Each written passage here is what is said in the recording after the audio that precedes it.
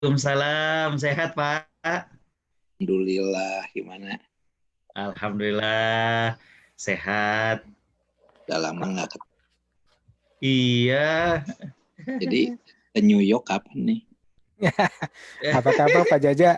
Assalamualaikum. Alhamdulillah. aduh, Mas pengen banget nih Pak Jaja. Ditunggu nih di Al Hikmah. Siap, siap. Masih terbayang nih sama Pak Jaja nih. Iya.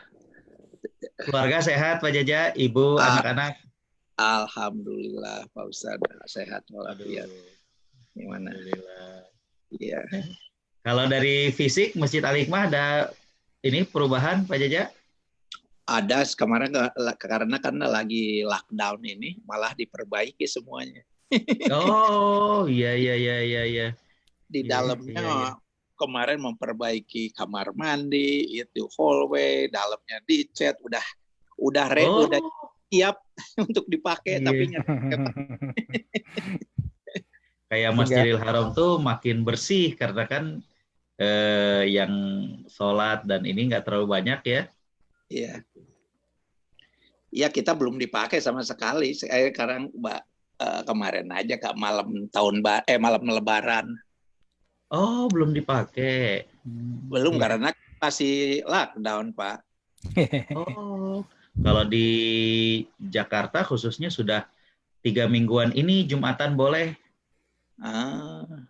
Di sini boleh ya untuk 25% atau enggak 50 orang maksimum. Oh, Cuman kita mau membatasi 50 siapa nanti kalau ada tuh betul, Bapak nggak betul, boleh, saya betul. nggak boleh, itu kan nanti malah jadi berantem. Waktu Jumat pertama dibolehkan itu juga begitu di Jakarta membludak Pak Jaja. Iya, Sehingga ada beberapa masjid yang pas Jumatan kedua dibolehkan malah dilarang. iya soalnya kan bingung ya kalau yang menentukan siapa yang boleh masuk enggaknya. Betul. Itu sudah disuruh jarak malah jadi membludak sampai keluar. Yang keluar juga pengen masuk gitu. Iya makanya. Dan nggak disiapkan di luar, nggak disiapkan terpal, nggak disiapkan apa gitu. Mereka memang bawa sejadah, cuma ya gitulah. Iya makanya kemarin katanya pengurus belum belum bisa memutuskan karena ya itu takutnya banyak yang mau ikut kita larang jadi nggak enak malahan. Iya, iya. Iya. Ini kelihatannya tim radio sama ini udah siap nih, Ya, Baik, Ustadz. baik, baik. Kita bisa mulai aja ya. ya oke. Ya, jasa lahir Pak Jaja. Tadi saya tinggal tunggu gig ke gini udah. Mas Yusuf, gimana? Udah siap? Ya, insya Allah. Oke ya. Oke.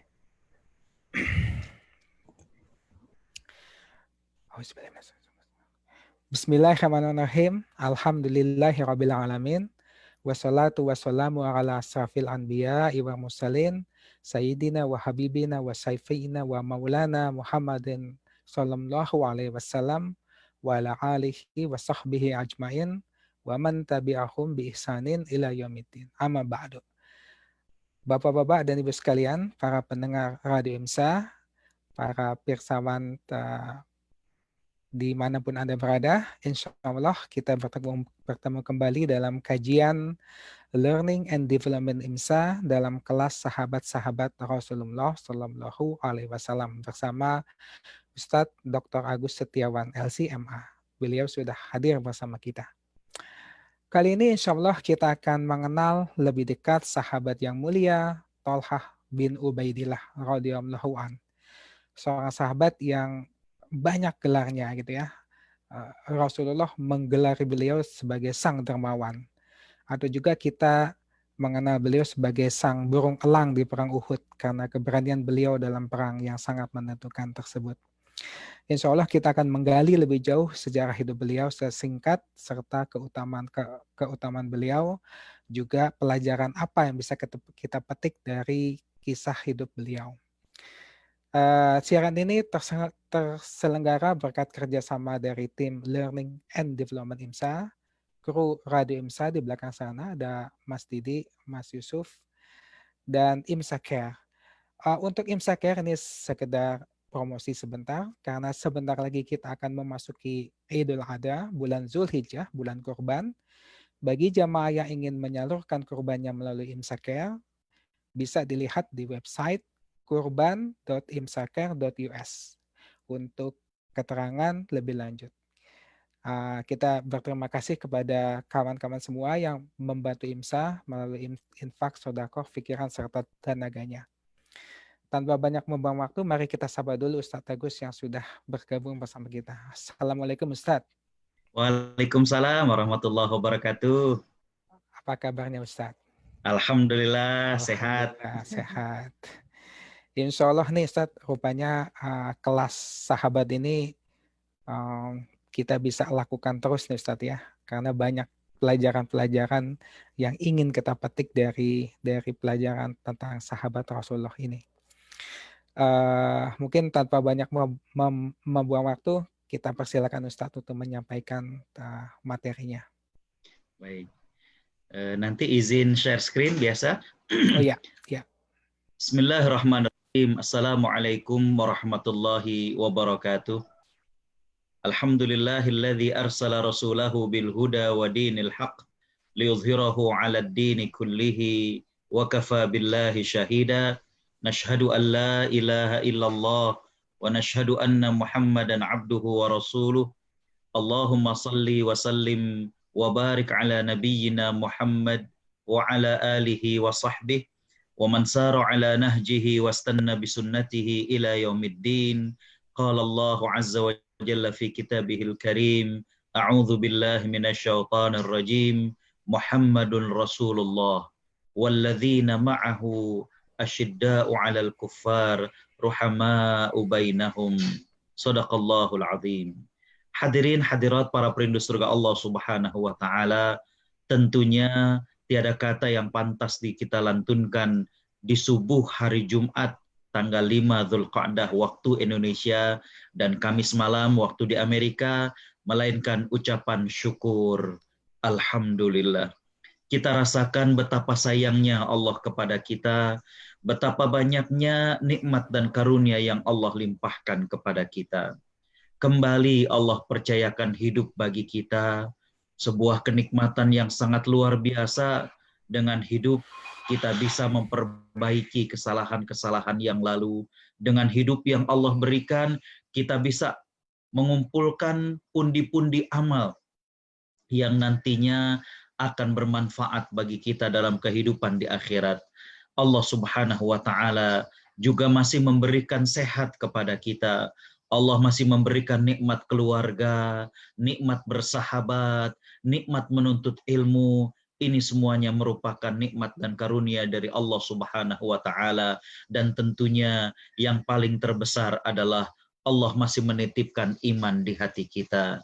Saya sering menyampaikan dan sering saya ulang, iman memang tidak menjamin kita untuk selalu tertawa atau melimpah harta, tapi yang pasti iman menjamin kita untuk selalu merasakan sayangnya Allah kepada kita. Kadang dalam hidup tidak seluruhnya warna-warna indah yang kita lalui. Kadang dalam hidup tidak seluruhnya rasa manis yang kita kecapi.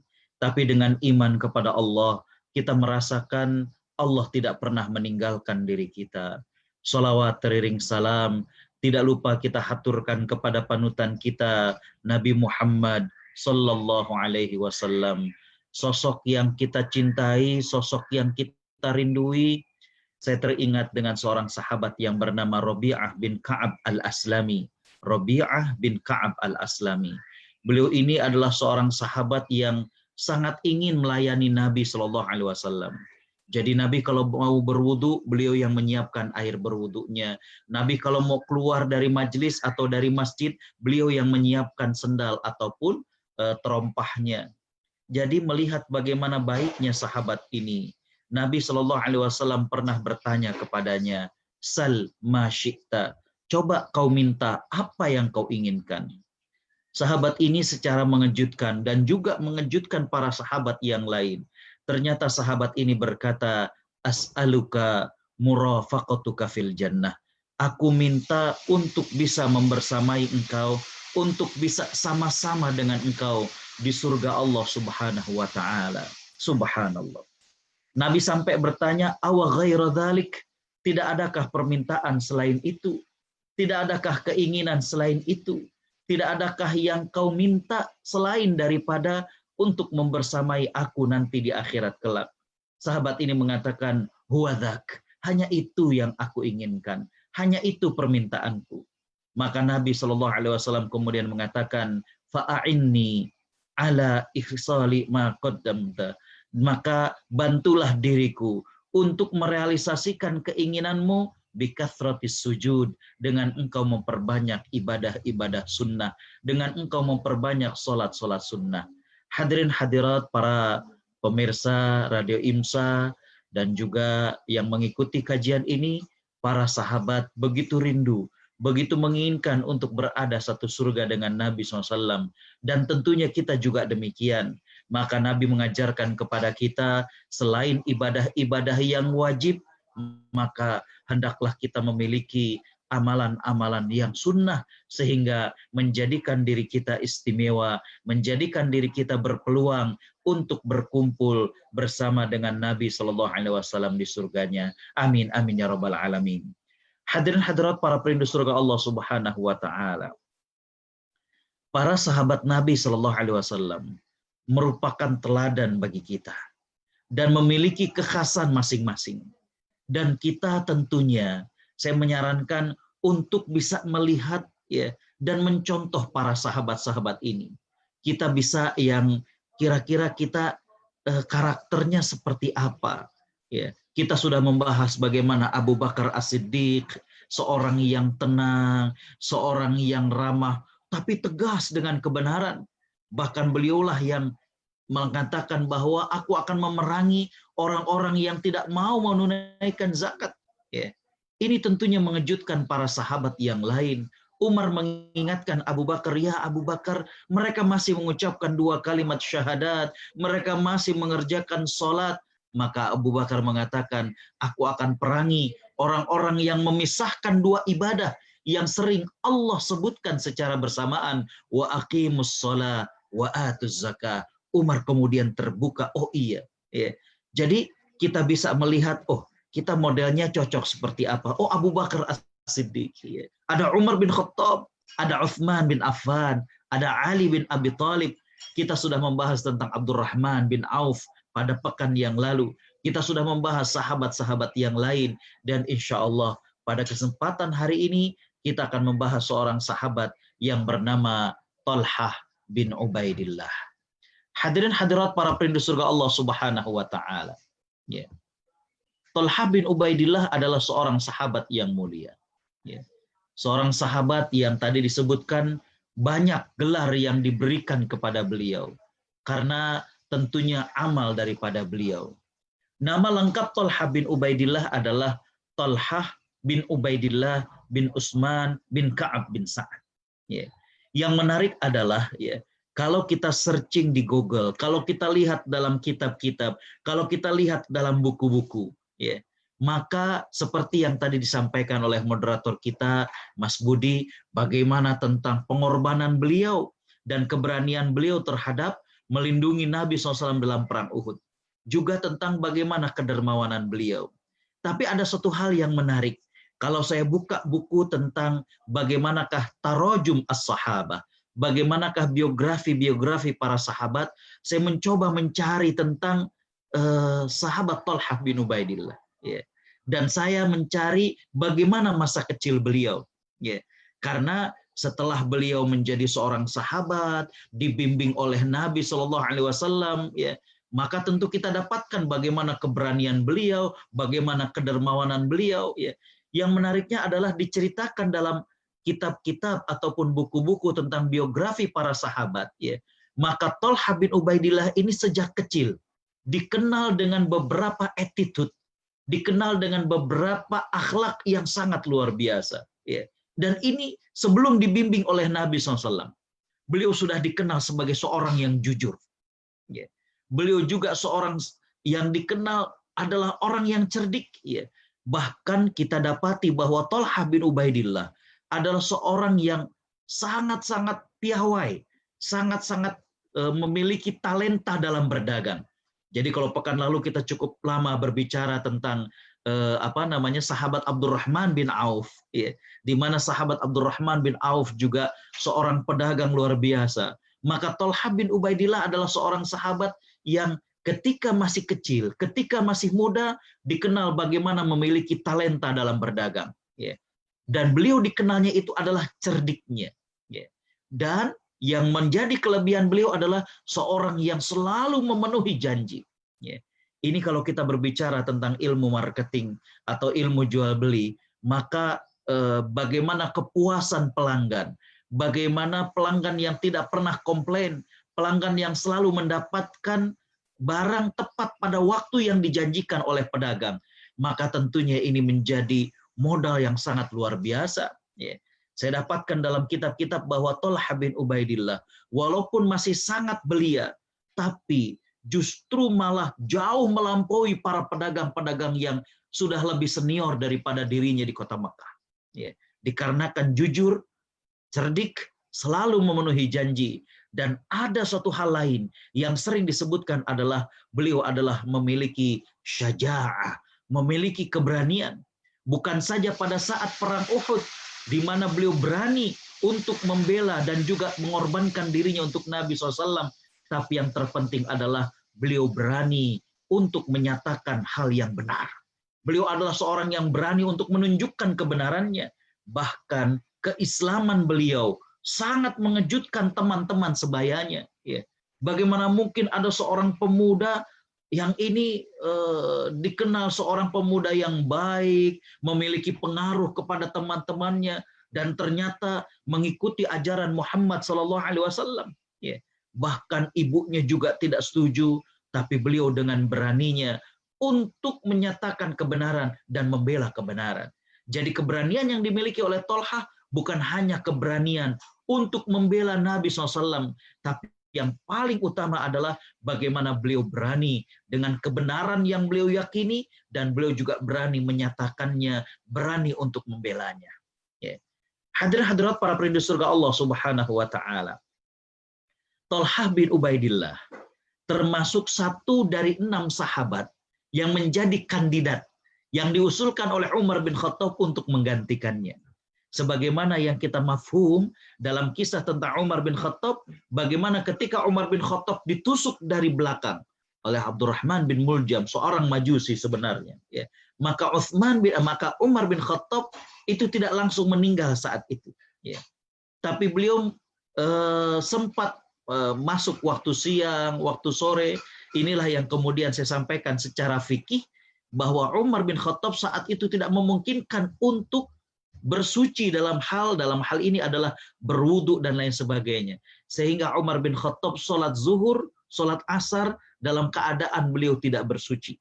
Itulah yang saya katakan bahwa ya, dalam kondisi pandemi sekarang ini, petugas kesehatan yang menggunakan alat pelindung diri, ya, yang dia sulit untuk melepaskan alat pelindung dirinya.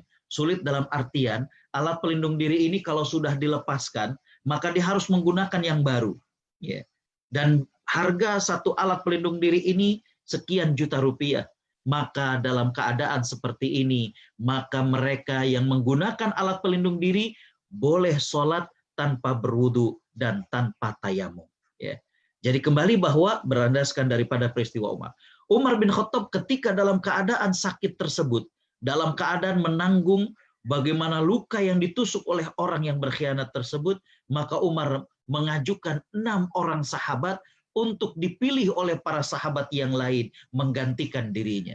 Ya. Siapakah saja mereka? Yang pertama adalah Utsman bin Affan radhiyallahu anhu. Yang kedua adalah Abdurrahman bin Auf. Yang ketiga adalah Ali bin Abi Thalib.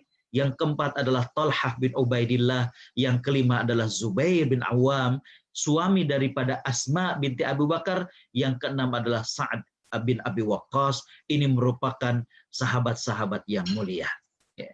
Hadirat para perindu surga Allah Subhanahu wa Ta'ala. Bagaimanakah kisah keislaman Thalhah bin Ubaidillah? Ya. Jadi Thalhah bin Ubaidillah Sejak muda, tadi saya katakan, beliau adalah seorang peniaga, seorang pedagang. Ya. Yang dagangnya bukan hanya sekitar Mekah, tapi sudah sampai lintas negara. Subhanallah. Ya. Dalam perjalanan perniagaan beliau ke Busra. Ya. Busra ini, hadirin khotal iman rahimakumullah, kalau kita sekarang itu daerah Syam, ya.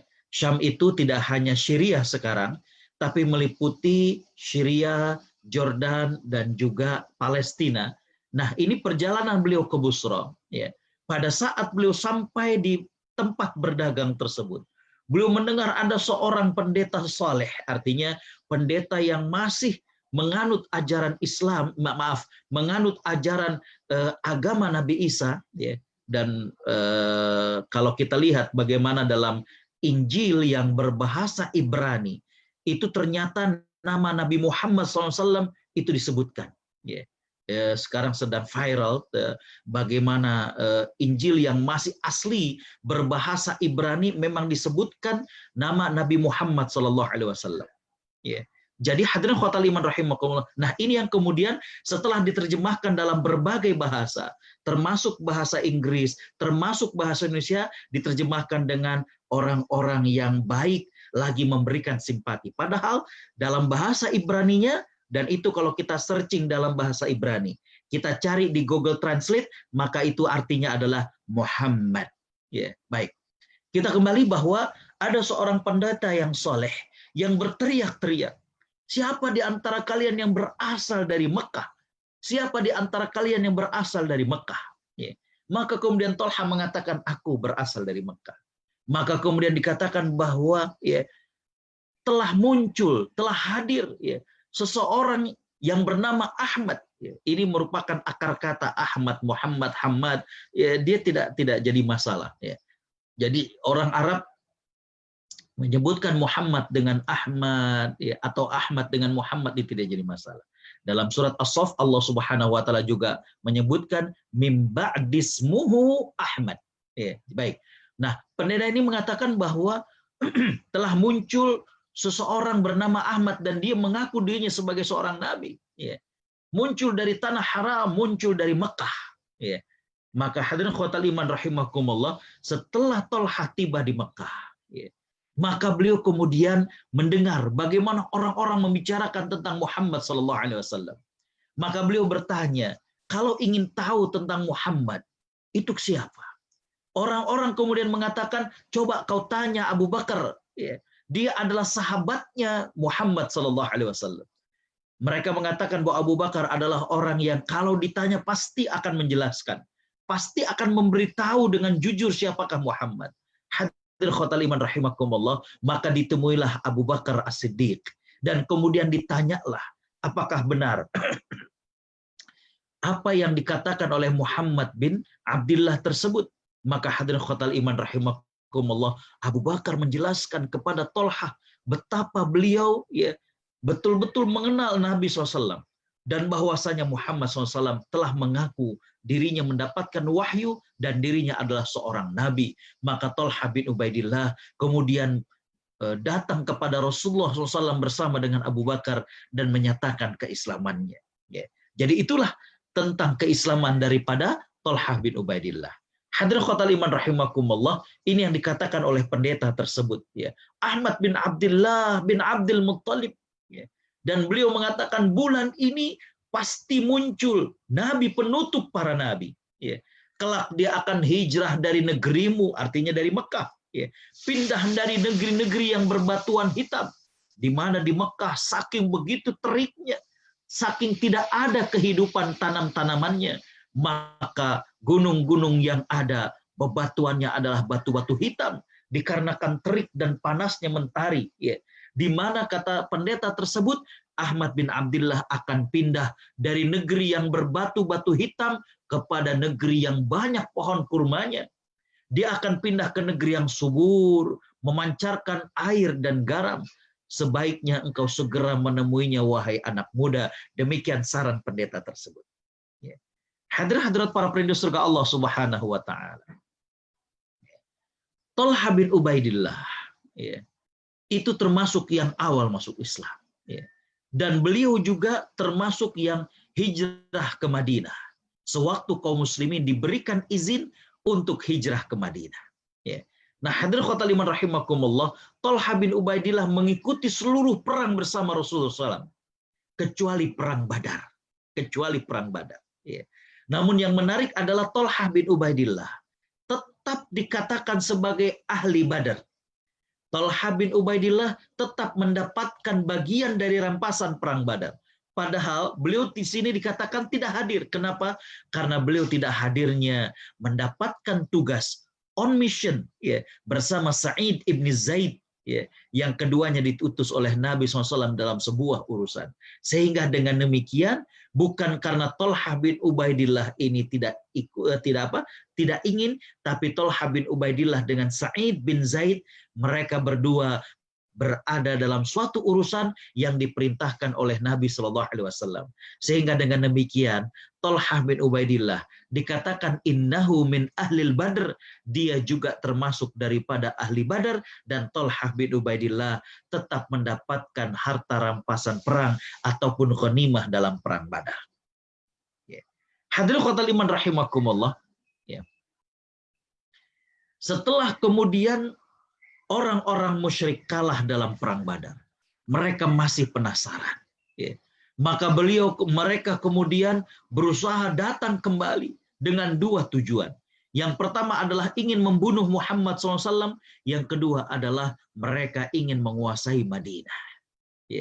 Maka hadirin khotal iman rahimakumullah, kaum musyrikin datang dengan membawa sekian banyak pasukan. Nabi SAW bermusyawarah dengan para sahabat. Apakah kita menunggu di Madinah ataukah kita keluar? Para sahabat yang baru saja menang perang Badar dengan semangatnya mereka mengatakan, kita keluar, kita tunggu mereka di Uhud. Hadirin khotal iman rahimakumullah, perang Uhud ini kalau kita baca dalam buku-buku sejarah, maka perang Uhud ini ada 3 episode. Ada 3 episode. Episode yang pertama adalah di mana kaum muslimin, dalam hal ini Nabi dengan para sahabat, berhasil mendesak kaum musyrikin.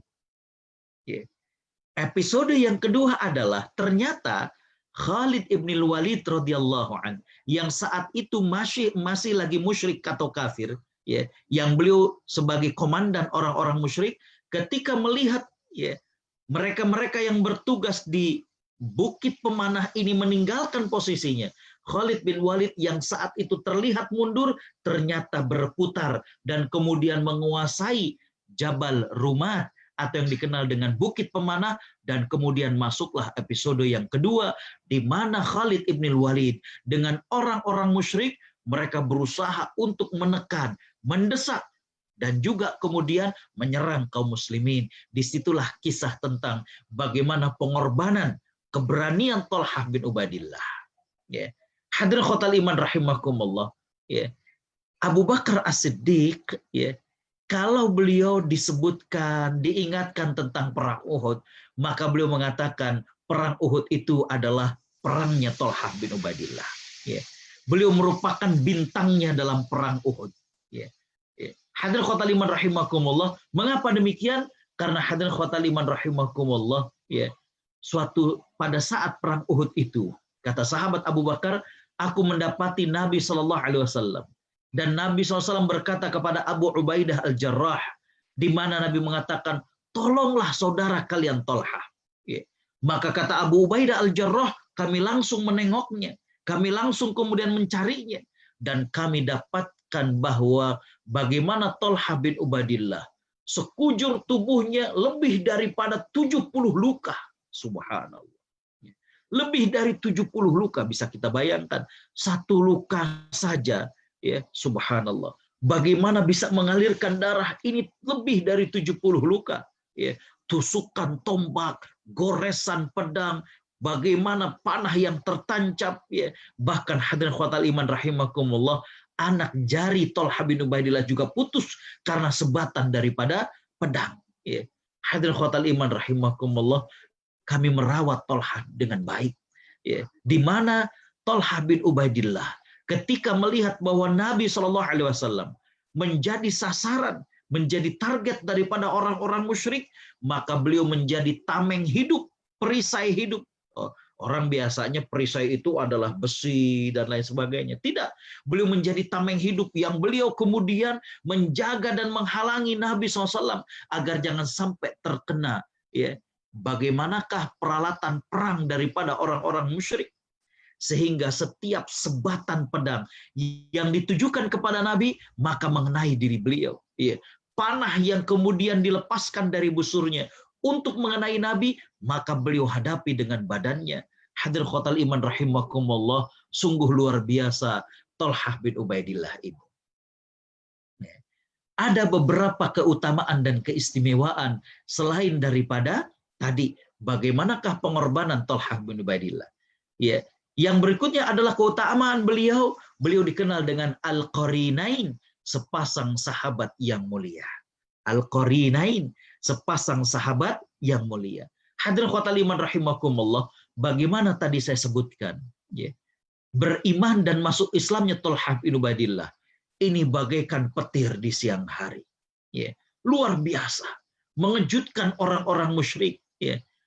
Teman-teman sebaya dari Thalhah bin Ubaidillah itu sampai kemudian mereka menyiksa Thalhah bin Ubaidillah. Ya. Mereka menggiring, ya, sambil kemudian Thalhah bin Ubaidillah ini tangannya terbelenggu di leher. Ya. Jadi begini. Ya. Ya. Dibawa Thalhah bin Ubaidillah. Ya. Orang-orang berlarian sambil didorong sana, didorong sini. Bisa kita bayangkan bagaimana Thalhah bin Ubaidillah, ya, seorang pemuda yang selama ini mendapatkan tempat yang istimewa di hati orang-orang Quraisy, ya, dikarenakan beliau dikenal baik, sopan dan lain sebagainya. Sekarang setelah keislamannya, bagaimana teman-teman sebayanya, ya, memperlakukan dirinya dengan menggiring Thalhah bin Ubaidillah, tangannya dibelenggu di leher, ya, sambil kemudian didorong sana, dorong sini, bahkan hadirin khotal iman rahimakumullah dicambuki, ya, dipukuli kepalanya. Ya. Hadirin khotal iman rahimakumullah, bahkan ada seorang wanita tua yang terus berteriak mencaci, kamu nggak tahu diri, kamu melupakan Tuhan orang tua kita. Siapa beliau? Ternyata ibunya Thalhah, As-Sa'bah binti Al-Hadrami. Subhanallah. Ya. Ini yang lebih kemudian yang lebih menyedihkan. Ya. Bagaimana ibunya ikut untuk berteriak dan mencaci Thalhah bin Ubaidillah. Ya. Hadir khotal iman rahimakumullah. Jadi kalau kita bayangkan, coba kita membayangkan, ya, bahwa orang yang terdekat dengan kita, yang kita perlukan supportnya, yang kita harapkan doa terbaiknya, yang dikatakan bahwa doa mereka adalah keramat, yaitu doa ibu, ternyata termasuk yang menghalangi, termasuk yang tidak suka, benci dengan keislaman Thalhah bin Ubaidillah. Subhanallah. Bisa kita bayangkan, dan mungkin di antara kita ada yang mengalami, ketika kita semakin dekat dengan Allah, ketika kita mencoba religius, orang yang terdekat dengan kita justru menjauh, enggan. Ya. Thalhah bin Ubaidillah mendapatkan hal itu. Bagaimana rekan sebayanya, ya, mencaci, memperlakukan dirinya dengan hal seperti itu. Ibunya juga demikian. Ya. Tidak hanya itu. Ada seorang tokoh Quraisy yang bernama Naufal bin Khuwailid, ya, ini menyeret Abu Bakar, ya, karena ini masih saudaranya Abu Bakar As-Siddiq, ya. Hadirin khotal iman rahimakumullah, menyeret Abu Bakar dengan Thalhah bin Ubaidillah karena mereka tahu bahwa Thalhah bin Ubaidillah ini masuk Islamnya lantaran Abu Bakar As-Siddiq, ya. Bagaimana keduanya diikat menjadi satu, jadi punggung-punggungan begini, diikat menjadi satu, kemudian mendorong ke Al-Gojo, ya. Bagaimana darah mengalir dari kedua sahabat yang mulia ini. Peristiwa ini yang kemudian menjadikan Thalhah bin Ubaidillah kemudian diberikan gelar Al-Qarinain, sepasang sahabat yang mulia. Dirinya dengan Abu Bakar As-Siddiq bersama-sama mempertahankan keimanannya walaupun mereka berdua disiksa oleh orang-orang Quraisy. Hadirin khotal iman rahimakumullah, ya. Yang berikutnya keutamaan beliau adalah selain beliau menjadi tameng, ya, pada saat perang Uhud, ya, bagaimana beliau melindungi Nabi SAW, ya, maka hadirin khotal iman rahimakumullah, beliau sudah tidak sanggup lagi. Begitu banyaknya darah yang keluar dari tubuhnya. Kita bayangkan, tadinya beliau adalah seorang pemuda, ya, yang dikenal sebagai seorang pedagang yang sukses, bagaimana terpandang di kalangan masyarakat Quraisy, ya. Maka beliau kemudian menjadi seorang yang membela Nabi Shallallahu Alaihi Wasallam. Ya. Luka-luka tersebut menjadikan dirinya tidak sanggup lagi bertahan. Maka beliau kemudian roboh bersimbah darah, tapi beliau tidak meninggal dunia. Nabi Shallallahu Alaihi Wasallam kemudian mengatakan, man aroda, barang siapa yang ingin melihat asyahid al-hayy, ya, orang yang syahid tapi masih hidup, maka lihatlah Thalhah bin Ubaidillah. Subhanallah. Di mana-mana gelar syahid itu adalah mereka yang meninggal di medan perang. Ya. Ini belum meninggal, ya, tapi Nabi SAW sudah memberikan kepadanya gelar asyahid. Nah, hadirin khotal iman rahimakumullah, kita kembali dalam kisah perang Badar. Ketika kemudian Thalhah bin Ubaidillah jatuh bersimbah darah, maka orang-orang Quraisy menyangka bahwa itu adalah Muhammad Sallallahu Alaihi Wasallam. Hadirin khotal iman rahimakumullah. Jadi inilah keutamaan daripada Thalhah bin Ubaidillah. Beliau mendapatkan pengakuan dari Nabi SAW sebagai asyahid al-hayy, orang yang gugur dalam medan peperangan, namun ternyata beliau adalah orang yang masih hidup. Ya. Jadi orang yang berjalan di muka bumi setelah dia meninggal dunia. Ya. Asyahid al-hayy. Hadirin khotal iman rahimakumullah. Kemuliaan yang berikutnya adalah Thalhah bin Ubaidillah, dikenal dengan al-jud wal fayyad. Ya. Pemurah lagi dermawan, subhanallah. Bagaimana beraninya beliau, ya, dalam menyatakan kebenaran, dalam membela kebenaran, dalam membela Nabi SAW, ya. Dan juga beliau dikenal sebagai seorang yang al-jud wal fayyad. Ya. Saya mengatakan bahwa Thalhah bin Ubaidillah satu di antara sekian sahabat yang sukses dalam berdagang. Ya. Namun yang luar biasa kalau kita lihat para sahabat adalah mereka semakin sukses, mereka tidak bakhil, mereka tidak pelit. Justru mereka merasakan bahwa ini merupakan karunia dari Allah Subhanahu wa Ta'ala. Sehingga kemudian saling mengikat. Mereka mendapatkan berkah dari Allah Subhanahu wa Ta'ala. Mereka semakin sukses berdagangnya, tapi mereka juga semakin dermawannya, subhanallah. Jadi berada dalam satu silsilah, berada dalam satu mata rantai kebaikan. Allah berikan tambahan rezeki, tapi mereka semakin dermawan. Mereka semakin banyak sedekahnya. Allah tambahkan lagi, begitu seterusnya. Inilah yang namanya keberkahan. As-Sa'ib bin Zaid, beliau cerita bahwa aku berteman dengan Thalhah bin Ubaidillah. Dan aku selalu bersama dengan beliau. Baik dalam keadaan safar ataupun dalam keadaan mukim. Kata As-Sa'ib bin Zaid. Dan beliau mengatakan, aku tidak melihat orang yang lebih dermawan daripada Thalhah bin Ubaidillah. Dia mendermakan uangnya, bukan saja uang. Beliau juga mendermakan pakaian-pakaian kepada para sahabat. Beliau juga mendermakan makanan-makanan kepada para sahabat. Subhanallah. Thalhah bin Ubaidillah. Hadirin khotal iman rahimakumullah. Jabir bin Abdullah bercerita, aku tidak pernah melihat orang yang lebih dermawan daripada Thalhah bin Ubaidillah, walaupun tanpa diminta. Nah, ini yang menariknya. Ada kalimat walaupun tanpa diminta. Kadang ada orang yang dia baik, tapi kalau ada orang yang cerita dan mengeluhkan masalahnya, saya ada kerabat yang dia itu sangat baik. Artinya kalau ada saudara yang memerlukan, dia pasti bantu. Tapi dia nggak pernah untuk kemudian katakanlah berbagi kalau nggak diminta. Jadi kalau ada saudara datang, mohon maaf, ini anak saya perlu biaya buat kursus, dikasih. Ini anak saya perlu biaya untuk sekolah, dikasih. Tapi beliau tidak pernah untuk kemudian, ya kalau ada orang datang nggak pernah dikasih uang, nggak pernah jadi beliau itu baik kalau diminta. Ya. Kalau ada orang menyatakan keperluannya, maka beliau akan membantu. Ya. Nah, di sini yang menarik kalimat dari sahabat Jabir bin Abdullah adalah bahwa ya, Tolha bin Ubaidillah ini tanpa diminta. Ya. Maka beliau kemudian bersedekah kepada orang tersebut, bagaimana dia memberi kepada orang tersebut. Ya. Karena itu, kata Jabir bin Abdullah, Tolha bin Ubaidillah ini layak untuk dijuluki sebagai Tolhah sang dermawan, Tolhah si pengalir harta, Tolhah yang kebaikan demi kebaikan dia lakukan. Hadirat para perindu surga Allah Subhanahu wa taala.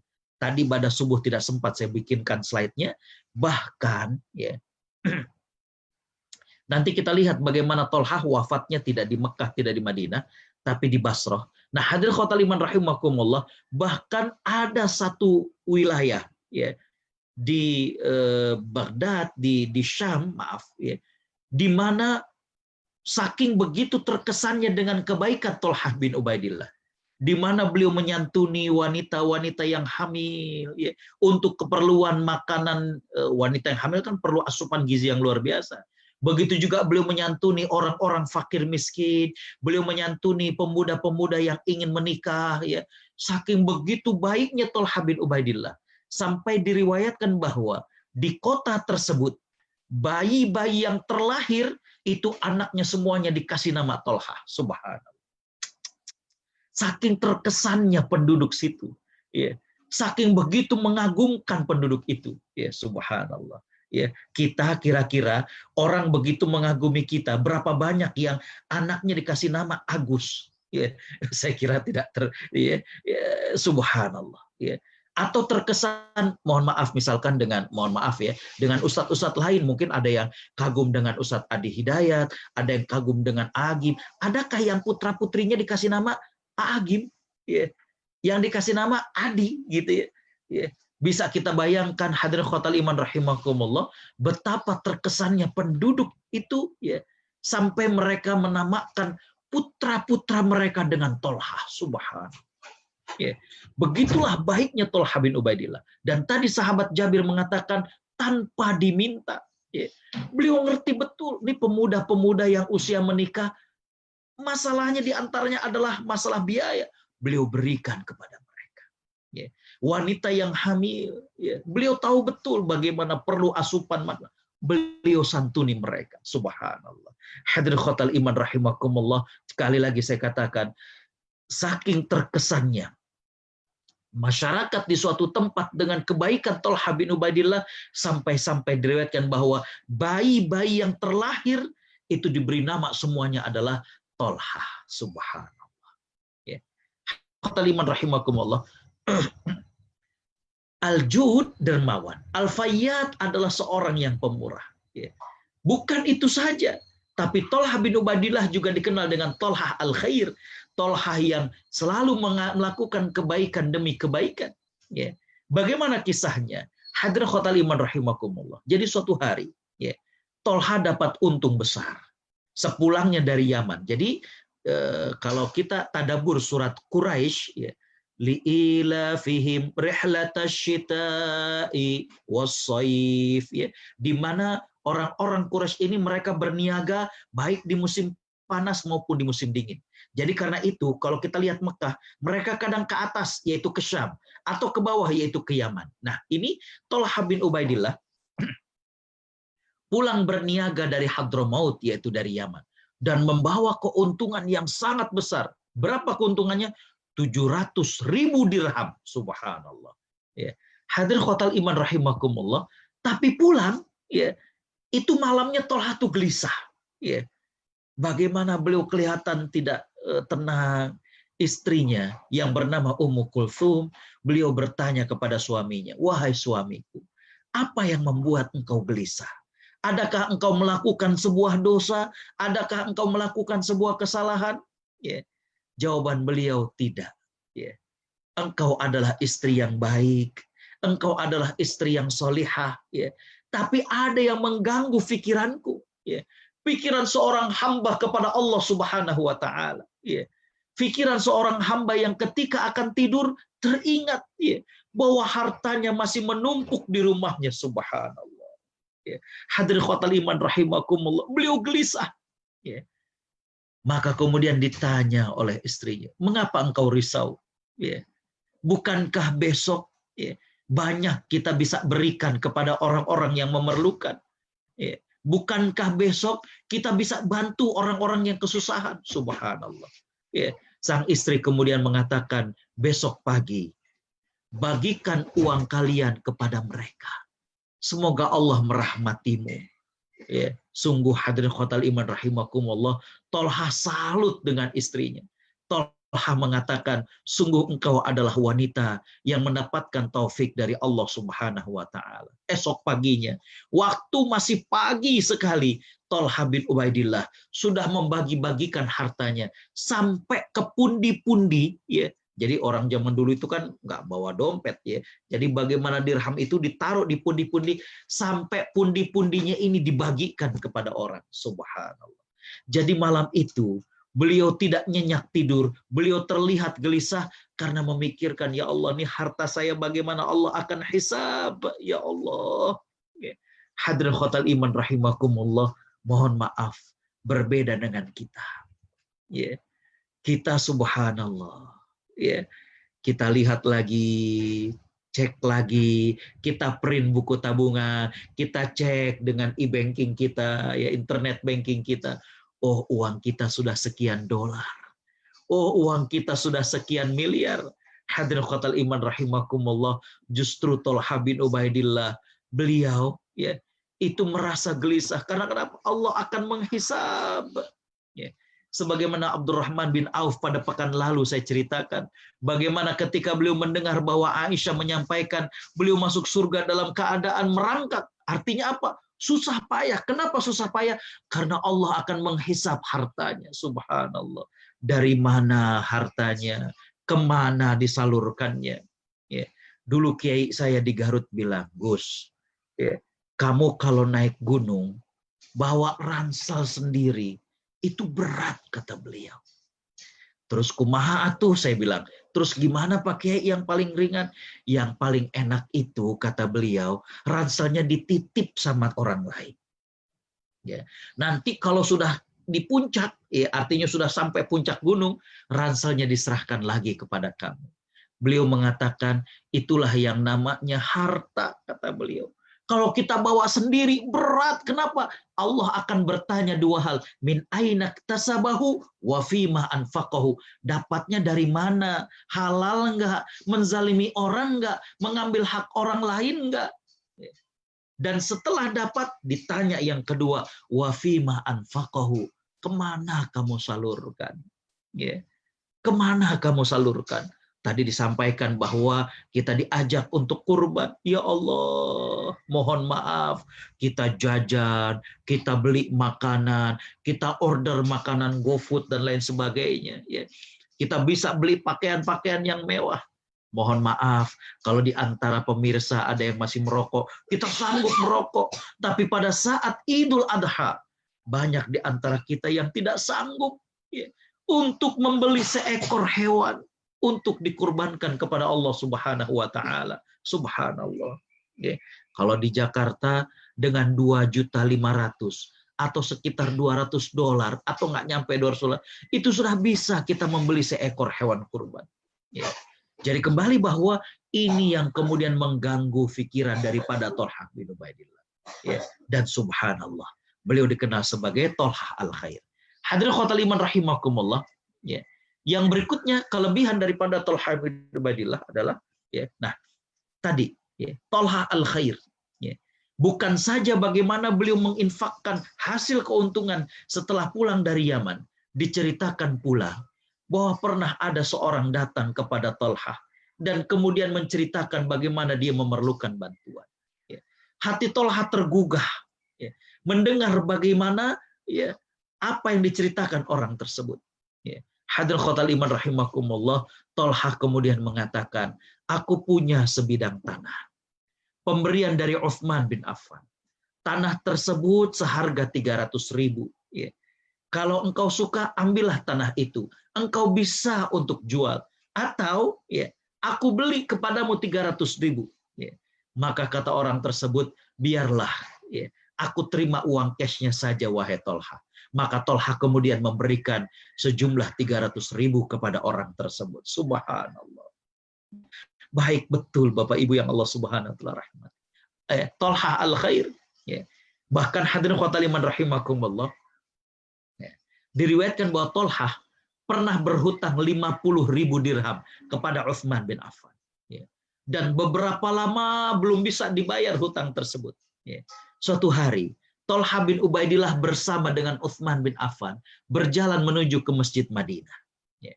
Hadirin khotal iman rahimakumullah, Tolha kemudian membuka ucapannya, "Hai Utsman, sekarang aku sudah memiliki uang yang cukup untuk membayar hutangku." Apa kata Utsman bin Affan? Ya, wahai Tolha, saya hadiahkan uang itu kepadamu. Sebab, kata Utsman bin Affan, aku tahu bahwa engkau berhutang ini adalah untuk menanggung keperluan orang lain. Subhanallah. Jadi beliau itu bukan hutang konsumtif, bukan hutang untuk dirinya, tapi beliau berhutang itu karena ingin membantu orang lain yang kesusahan.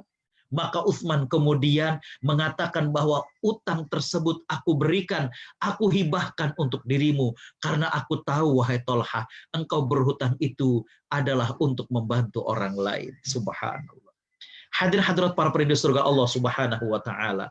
Tolha bin Ubaidillah wafat pada tahun 36 Hijrah. Setelah lewat masa Khulafa ar-Rasyidin. Tolha bin Ubaidillah wafat pada usia 60 tahun. Ya. Nabi SAW pernah mengatakan, "A'maru ummati ma baina sittin wa sab'ina." Umur umatku itu sekitar 60 sampai 70 tahun. Wa aqallu man yajuzu dzalik, dan sedikit sekali yang lebih dari itu ada 70 tahun. Ya. Mohon maaf, kita yang sudah berusia 50 tahun, nah ini udah umur-umurnya nih. Ya. Allah berfirman, "A'udzubillahi minasyaitonir rajim. Awalam nu'ammirkum ma yatadzakkaru fihi man tadzakkar."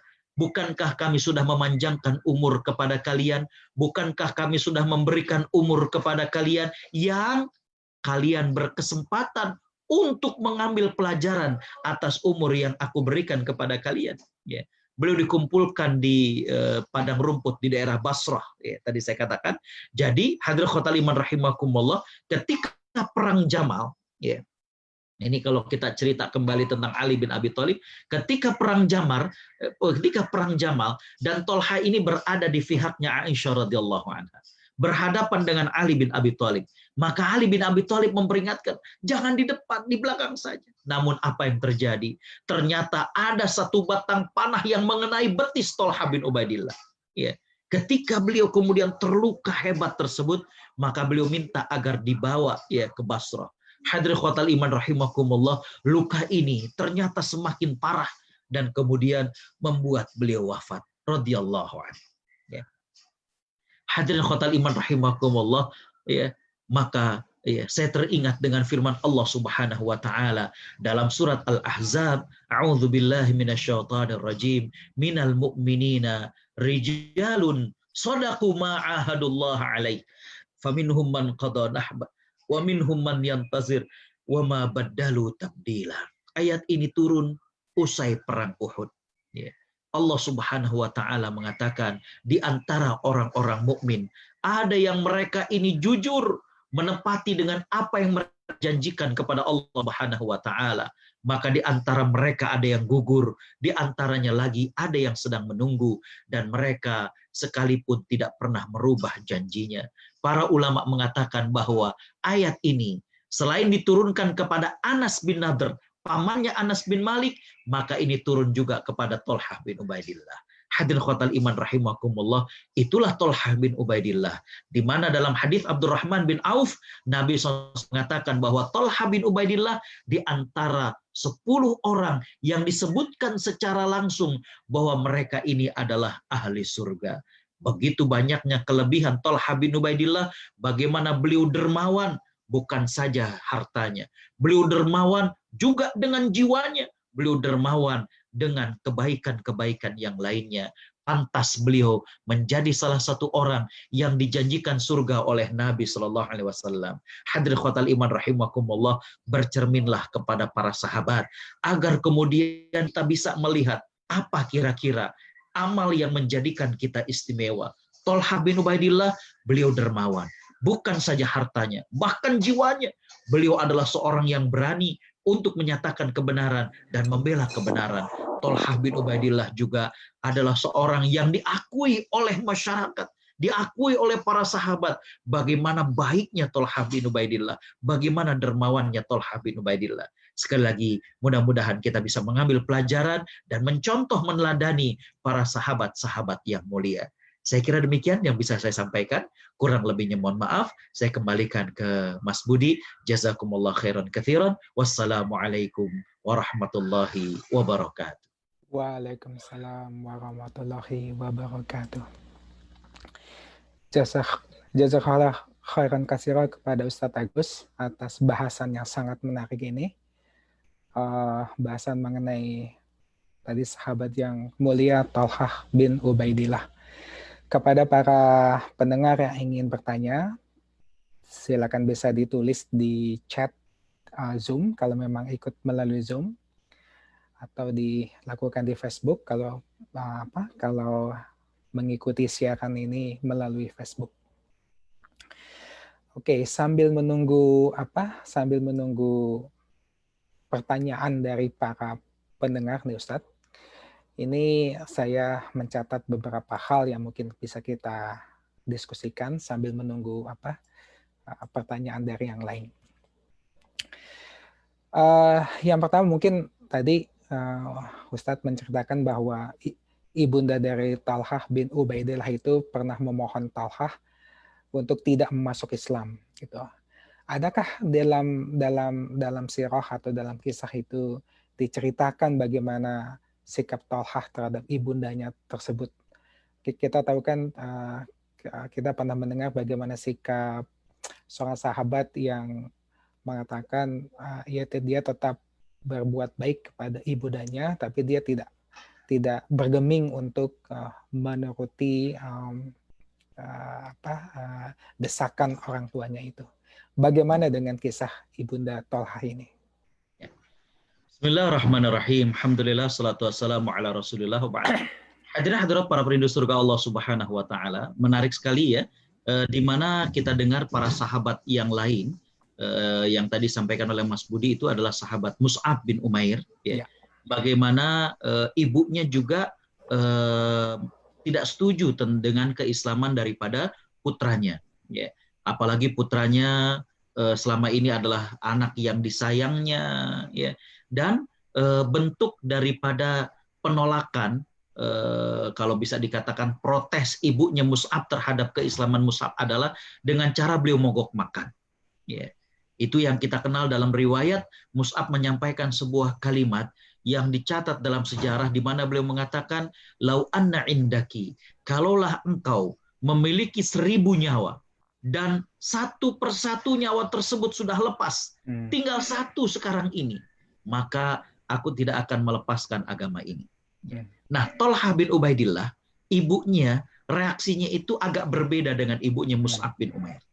Kalau tadi ibunya Mus'ab bin Umair itu secara kalau saya katakan soft reaction ya. Jadi reaksinya itu walaupun menolak tapi ya dia lebih kepada mogok makan, kemudian tapi kalau ibunya Thalhah bin Ubaidillah tadi saya dapatkan bahwa ibunya itu sampai ketika Thalhah digiring, maaf ya.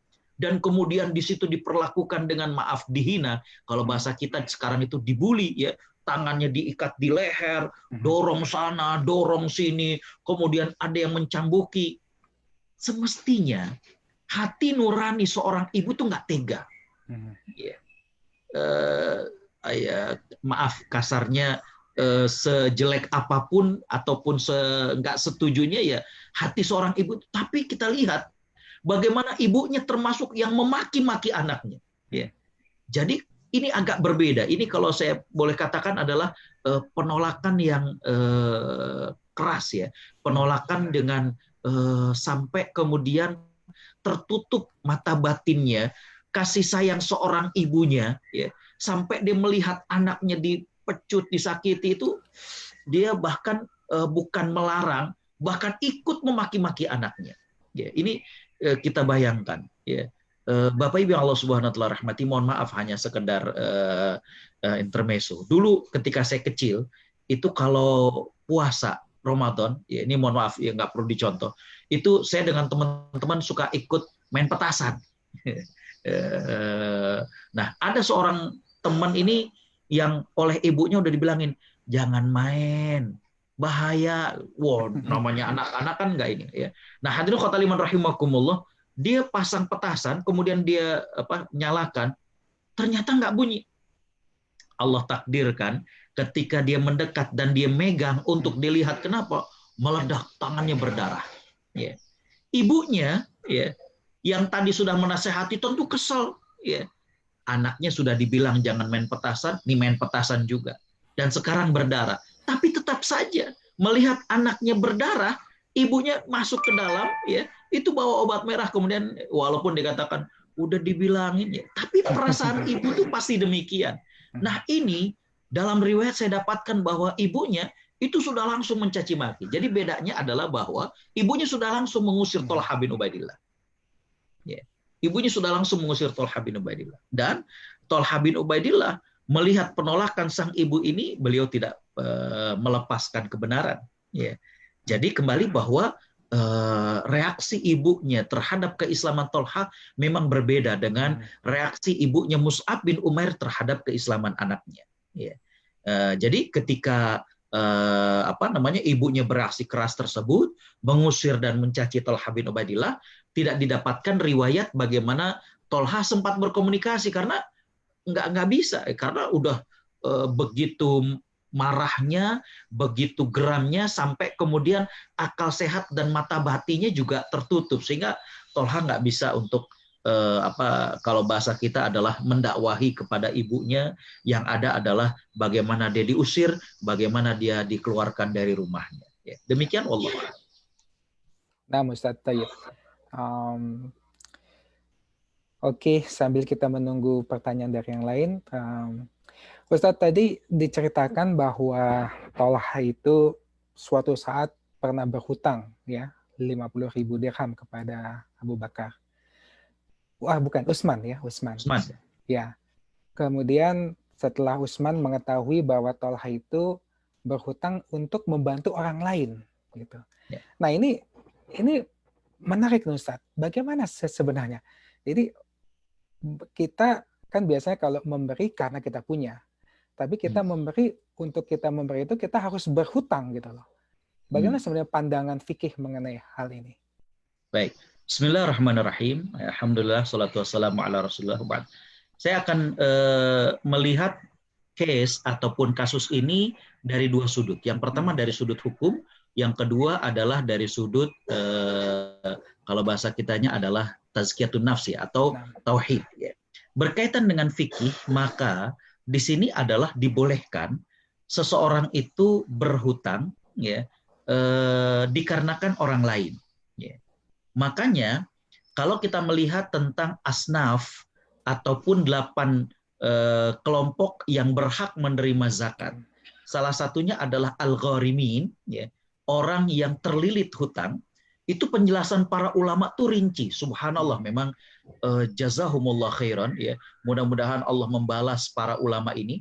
Jadi kalau Mas Budi dengan pemirsa Radio IMSA ini membuka kitab fikih tentang penjelasan gharimin, orang yang berhutang ini, mereka sampai detail. Di antaranya adalah yang pertama, mereka berhutangnya ini adalah berhutang sesuatu yang mubah, bukan berhutang sesuatu yang haram ataupun maksiat. Jadi kalau berhutangnya karena kalah judi itu tereliminir, nggak bisa, ya, gitu. Waduh, ini saya utang nih, gitu ya. Mohon maaf karena kalah judi, nggak bisa, ya, karena hutangnya artinya sampai detail gitu para ulama. Jadi bukan hanya utang sembarangan. Termasuk di antaranya adalah bahwa, ya, walaupun dia tidak berhutang untuk dirinya, ya, tapi berhutang untuk orang lain, itu termasuk orang yang dibantu. Bahkan mohon maaf sekali lagi saya kalau pinjam istilah di sini, itu sakitnya tuh di sini. Kadang kita ngebantuin orang nggak bayar, itu aduh sakitnya tuh di sini, gitu ya. Ada orang misalkan, Mas Budi, mohon maaf nih saya belum bisa bayar rent, gitu ya. Waduh, saya nggak ada, tapi ini ada uang ini nih uang apa gitu ya, misalnya uang anak saya buat apa, atau misalnya uang teman yang dititipkan, atau uang apalah gitu ya. Saya mau bilang uang pengajian nggak bagus kalau dikasih pinjam. Cuma maksud saya kadang kan ada orang yang memelas sekali dan kita akhirnya iba, ya. Kita menggunakan uang yang sebenarnya bukan uang kita, ya. Enggak, sebentar, cuma minggu depan insya Allah kalau suami saya gajian, ya benar ya seminggu, soalnya kan bisa dibayangkan ketika ternyata minggu depan la salam wala kalam, kalau kata orang Arab ya, nggak ada kabar, nggak ada berita gitu ya. Kan kita ditagih, Mas gimana uang yang, aduh ya Allah, kita nggak make tapi uangnya nggak ada kan, aduh itu gimana gitu ya. Nah orang seperti ini, walaupun dia tidak berhutang untuk dirinya, dia termasuk gharib. Dia termasuk yang berhak mendapatkan zakat. Bahkan kalau kita baca bagaimana para ulama, orang ini berhak diprioritaskan. Karena kenapa? Kasihan banget, bukan dia yang berhutang, bukan dia yang make istilahnya, tapi dia harus kemudian ditagih sama pihak yang lain. Nah, jadi kembali bahwa secara hukum boleh, ya, kita berhutang, ya, untuk keperluan orang lain, ya. Dikarenakan apa? Mohon maaf, mungkin bisa jadi kalau orang itu yang meminjam langsung, kayaknya kurang dipercaya deh, gitu ya, misalnya gitu ya. Performnya, kayaknya. Tapi kalau misalnya Mas Budi atau siapa kan, oh ya saya percaya. Nah itu bisa jadi karena itu dan lain sebagainya. Yang kedua, dari sudut pandang tazkiyah atau pensucian jiwa atau berkaitan dengan tauhid, ini menarik. Saya sempat dapatkan satu kalimat dalam kitab Tazkiyatun Nafs tentang bagaimana mensucikan jiwa. Ini kalimat dari Imam Syafi'i. Imam Syafi'i sampai mengatakan, anfik ma fil ghaib yunfik alaika ma fil jaib. Infakkan apa yang masih di alam gaib, Allah akan mengganti di dalam saku kalian. Apa yang dimaksud dengan infakkan apa yang masih di alam gaib? Imam Syafi'i membolehkan berhutang untuk infak. Ya, itu kan masih alam gaib. Ya. Artinya misalkan gini, sekarang tanggal 20, kalau di Jakarta 26 ya, 26. Ya. Hari ini hari Jumat. Ya. Hari yang dikatakan sebagai penghulunya para hari, Sayyidul Ayyam. Ya. Ada orang yang kita lihat, ya Allah, ya anaknya perlu untuk biaya berobat. Ya. Tapi gimana nih? Kita belum gajian, karena biasanya gajian akhir bulan atau awal bulan, itu kan masih fil ghaib, masih di alam gaib. Kita belum gajian, gitu. Tapi orang perlunya sekarang. Udah gitu kalau kita infak nih hari Jumat, hari yang baik. Ya. Maka Imam Syafi'i sampai mengatakan, boleh kita berhutang dulu. Itu kan sesuatu yang masih di alam gaib. Ya. Niscaya Allah nanti akan ganti. Dan itu ada fil jaib di saku kalian. Jadi di sini istilahnya ini udah levelnya lebih tinggi, bahwa kita berinfak bukan saja kelebihan harta, bahkan kita berinfak dengan sesuatu yang masih di alam gaib. Ya, ya. Karena kita yakin Allah Subhanahu wa Ta'ala akan mengganti kepada kita dalam kehidupan nyata kita. Sampai tadi kata Imam Syafi'i, kalau ada orang yang memang betul-betul memerlukan, ya, kita rasa memang dia, aduh, ini perlu dibantu, ya. Misalkan tadi untuk berobat, itu kan nggak susah untuk nunggu ditundanya dan lain sebagainya, atau misalkan dan lain sebagainya. Maka kata Imam Syafi'i, boleh kita berhutang. Misalkan kita hubungin Mas Budi, pinjam dulu uang, buat apa? Enggak, pokoknya ada orang perlu, gitu. Itu boleh, ya, sampai menginfakkan apa yang masih di alam gaib, ya. Artinya masih dengan keadaan kita berhutang, ya. Dan itu menjadi suatu tauhid. Kita yakin bahwa ketika kita meminjam kepada orang lain untuk membantu orang lain, pasti Allah akan mudahkan kita untuk membayarnya, ya. Saya kira demikian. Wallahu a'lam. Wah, menarik sekali nih Ustadz ya. Saya banyak belajar nih dari penjelasan Ustadz tadi mengenai perkataan Imam Syafi'i itu, bahwa kita berinfak dengan sesuatu yang belum ada di tangan kita. Itu juga menunjukkan trust kita kepada Allah. Ya Ustadz, ini sementara belum ada pertanyaan, jadi saya terus menanyakan apa yang ada dalam catatan ya Ustadz ya. Tidak masalah Ustadz ya. Ya, baik. Ya Ustadz, ini masih mengenai gelar dari Tolhah sebagai Al-Jud Al-Fayyad, Sang Dermawan. Saya juga terkesan bahwa tadi diceritakan bahwa beliau itu kadang memberi tanpa diminta, gitu. Nah, ini bagi saya menarik Ustadz, karena orang yang bisa seperti itu gitu ya, orang bisa bersikap seperti itu, memberi tanpa diminta, itu biasanya memiliki kepekaan sosial yang tinggi gitu. Dan itu kepekaan sosial yang tinggi itu hanya bisa terwujud kalau yang bersangkutan itu berbaur dengan masyarakat gitu ya. Jadi dia bisa bisa merasakan denyut nadi masyarakat dan bisa merasakan apa yang dibutuhkan oleh masyarakat dan apa yang dibutuhkan oleh orang per orang. Nah, mengapa saya katakan ini menarik? Karena kita kan hidup di zaman yang kata orang sudah akhir zaman ya Ustaz ya. Zaman yang penuh dengan ujian, penuh dengan fitnah gitu. Dalam zaman yang serba edan kata orang Jawa ini, ada dari kita yang mungkin memilih ya udah kita menyendiri saja deh. Yang penting kita baik, tidak, karena takut gitu loh kalau kita bergaul dengan masyarakat, takut terpengaruh dengan ujian atau dengan tindak tanduk mereka. Nah, bagaimana ini Ustadz sikap seperti itu? Apa yang sebaiknya kita lakukan dalam zaman ini? Baik. Bismillahirrahmanirrahim. Alhamdulillah salatu wassalamu ala Rasulillah wa ba'd. Ya, kalau kita lihat para sahabat dan salafus soleh ya, di antaranya misalkan imam madhab yang 4 dan juga para ulama yang lain, ya, maka para sahabat dan orang-orang soleh terdahulu ini mereka bermasyarakat, ya, dan mereka itu mengenal betul person to person masalah yang ada dalam masyarakatnya, ya, sehingga nanti Mas Budi dan juga para pemirsa Radio IMSA itu bisa melihat para ulama-ulama itu mereka tidak ada yang mengeluarkan statement ataupun fatwa yang tidak terjadi di masyarakat. Jadi ilmunya itu nggak ngawang-ngawang gitu. Ilmu mereka itu membumi. Ya. Sampai kalau kita buka tentang kitab-kitab fikih baik misalnya mazhab Syafi'i, mazhab Imam Ahmad dan lain sebagainya, itu istilah dalam timbangan itu beda-beda. Ada yang katanya pakai ritel, ada yang katanya pakai so', ya. Karena kenapa? Karena para imam-imam itu mereka ketika memberikan fatwa tentang jual beli, mereka ke pasar, gitu. Jadi bukan kemudian katakan tidak membumi. Mohon maaf kalau saya berbicara ngasih contoh misalkan, ya. Mereka yang masih ngotot, ya, bahwa zakat harus dengan beras.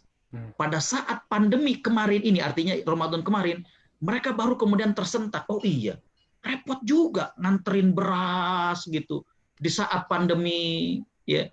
Kemudian juga zakat fitrah maksudnya. Ya. Zakat fitrah harus ke masjid, bawa beras ke masjid. Kemudian juga mohon maaf di tengah pandemi seperti ini, masjid juga atau panitia zakat juga kebingungan. Karena mereka harus physical distancing, social, harus bagi-bagiin beras itu ke rumah-rumah. Subhanallah, ya. Allah Subhanahu wa taala sudah memberikan kepada kita melalui imam atau ulama yang lain yang mengatakan bahwa zakat itu boleh dengan nilai. Ya. Apalagi sekarang di saat kita dibatasi untuk tidak banyak keluar rumah, itu bukan hanya dengan cara membayar dengan cash. Bisa transfer, bisa dengan QR, dengan barcode. Sekarang sudah lihat bagaimana samahatul Islam, bagaimana keluasan Islam. Jadi kembali bahwa jangan melangit, jangan apa yang kita kaji dari itu tuh sesuatu yang ideal, tapi kita harus membumi. Yeah. Kita harus membumi. Yeah. Itu yang saya maksud bagaimana para sahabat dengan salafus soleh, ya, para ulama dan lain sebagainya, fatwa-fatwa mereka itu membumi, ya. Fatwa-fatwa mereka itu sesuai dengan keadaan. Ya. Ketika mereka ingin menetapkan tentang jual beli, Imam Syafi'i ke pasar. Kalau Imam Abu Hanifah nggak usah ditanya lagi karena memang Imam Abu Hanifah seorang pedagang. Gitu. Sehingga kemudian kita lihat bagaimana mereka fatwa-fatwanya itu sangat applicable. Ya. Ya. Bahkan salah satu contoh misalkan, Imam Abu Hanifah, beliau tidak mensyaratkan jabat tangan dalam akad jual beli. Dan itu merupakan suatu hal yang sangat applicable. Dan sekarang kita merasakan dengan jual beli online, itu kan kita nggak perlu berjabat tangan. Ya. Jual beli menggunakan mesin, ya. Di bandara atau di mana kita, haus nih, ya. Ya, di situ ditulis ya bisa masukkan $1, $2. Kita masukkan uang, itu kan nggak ada yang, halo, saya beli ya, nggak ada. Udah langsung saja. Imam Abu Hanifah mengatakan yang namanya jual beli itu adalah proses barter dan saling ridho. Barter itu bisa barang dengan barang, bisa alat tukar yaitu uang dengan benda, gitu. Nah, jadi kembali bahwa begitu juga dengan sahabat Thalhah bin Ubaidillah. Ya. Dia ngerti betul, mohon maaf tadi saya katakan, pemuda yang telat nikah ini, ya selain belum ada jodoh, masalahnya uang. Ya. Peka sekali beliau. Ya. Wanita tadi saya katakan wanita yang hamil disantuni walaupun mereka nggak minta. Karena beliau tahu betul bagaimana. Nah ini mohon maaf sekali lagi saya katakan. Kalau kemarin sih lagi Ramadan saya cerita dengan jamaah di Australia. Kita pada saat pandemi itu sering yang kepikir, oh iya kasihan ya mereka-mereka pengemudi ojek online. Nggak boleh bawa penumpang agar jangan dekat. Kasihan ya para pedagang-pedagang yang kemudian lemah. Waktu lagi Ramadan saya cerita dan alhamdulillah ada beberapa bantuan dari organisasi dan juga masyarakat di Australia. Saya cerita bagaimana dengan Ustadz. Ustadz itu cuma nggak ngeluh saja. Ustadz yang tidak bekerja pada sebuah institusi, yang tidak mendapatkan gaji bulanan, yang hanya dengan taklim, ngajar Quran. Ketika sekarang pengajian ditutup, jadwal khutbah, jadwal Jumatan juga ditiadakan, jadwal ngisi-ngisi ditiadakan. Cuma mereka nggak cerita, tapi saya tahu betul. Ya. Mereka dengan ifahnya, dengan menjaga harga dirinya, nggak cerita. Ya. Saya bilang bagaimana anaknya, mereka guru Al-Quran yang mencetak para hafiz, cuma nggak cerita saja. Ya. Orang nyangkanya, oh iya, ya. Kalau ditanya gimana Ustaz? Alhamdulillah. Padahal saya tahu betul. Ya. Bahkan berkah ketika dimakan oleh mereka, ya, kemudian anak-anaknya ikut ngaji. Jadi kembali bahwa inilah perlunya bagaimana kita bermasyarakat, hidup langsung, karena agar kita kemudian bisa melihat. Dan itu tadi para sahabat, dan itu bukan saja Thalhah, tapi juga yang lain mereka sampai misalkan menarik tadi saya katakan tentang Utsman bin Affan, itu kan Thalhah nggak cerita bahwa dia minjamnya itu untuk orang lain, tapi Utsman itu tahu dan Thalhah itu kan pedagang, ya kok sampai minjam tuh, nah itu kan karena memang bermasyarakat dan lain sebagainya. Nah yang kedua selain bermasyarakat ini adalah bagaimana ya para sahabat dan salafus soleh itu ketika mereka bermasyarakat bukan cuma sekedar tahu, tapi mereka juga berusaha memberikan solusi. Itu yang menariknya. Ya. Kalau di kita kan kadang suka cerita, Pak, si Anu tuh dia minjam tuh, padahal buat orang lain. Kita kan lebih sekedar jadi cerita. Ya. Bukan kemudian berpikir, kasihan terus kita bantu nggak? Kita kan demikian. Makanya menarik, saya dulu sempat nulis ya dalam sebuah quote, kita hidup di tengah kepadatan informasi, tapi jarang membuat kita peduli. Informasi udah banyak sekali, ini perlu, tapi malah justru kita kadang nggak peka gitu ya. Jadi saya kira itu sisi menarik. Wallahu a'lam.